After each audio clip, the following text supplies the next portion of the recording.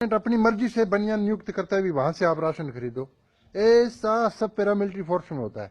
मैं X Men Rajendra Bishnoi paramilitary force में मैंने मेस कमांडरी भी बहुत की है, डीआईजी लेवल आईजी लेवल तक की मेस कमांडरी भी मैंने की है। सब गफलाबाजी सब जवानों पर ये थोपते हैं।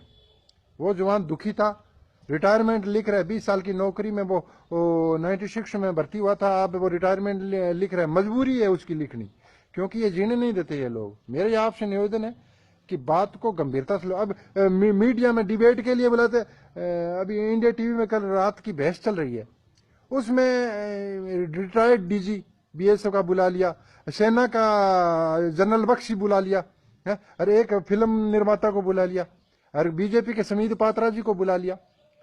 अरे जड़ क्या है? मूल जवान की समस्या है। तुम एक रिटायरमेंट है एक्स मैन सर्विस को बुलाओ है, वो एक्स मैन सर्विस सिपाही से लेके और इंस्पेक्टर तक जो रैंक के है वो सेम रैंक होती है, उनकी समस्या एक ही मेज से चलती है, उनको बुलाओ।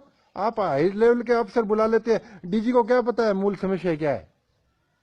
खाने की समस्या डीजी को कुछ पता नहीं होती है। अब रही बात बोले ये शिकायत नहीं करते, ये रिपोर्ट नहीं करते, रिपोर्ट कैसे करेंगे? कोई जवान को ये बोलने ही नहीं देते।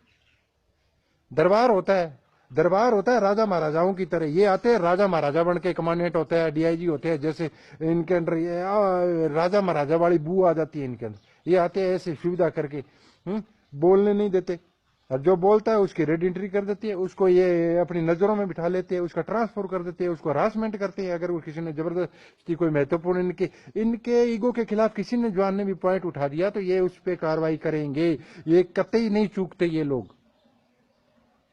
यहाँ मानव अधिकारों का हनन एक जवान का 100% होता है पैरामिलिट्री फोर्स में तो, और आर्मी में होता है कि नहीं होता वो हमें नहीं पता, लेकिन होता सब जगह ही है मेरे ख्याल से। सरकार सुविधा देती है, वो जवान डरता हुआ बोलता है सरकार कुछ सुविधा नहीं देती है। अलाउंस नाम के कागजों में होती है। आप पूरे पैरामिलिट्री फोर्स के जवानों के अलाउंस की सर्टिफिकेट उठा लो, कितना अलाउंस उठाया है।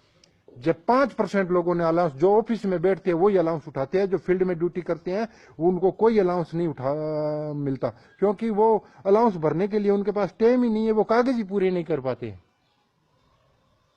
कई बस की टिकट चाहिए, होटलों का डाक ड्यूटी जाता है तो होटलों के बिल चाहिए, 100 लफड़ा होता है, इतना जवान नहीं कर पाता है। मेरी देश से निवेदन है कि आप पैरामिलिट्री फोर्स को 1 रैंक 1 पेंशन, मेडिकल सुविधाएं, और जवानों के जो पेंशन बंद कर दी है इन्होंने पैरामिलिट्री फोर्स के जवानों की, वो लागू करने के लिए जवान पूरा देश इनका सहयोग करे, और ताकि तेज बहादुर जैसे मसले फिर देश के लिए ना उठे। धन्यवाद।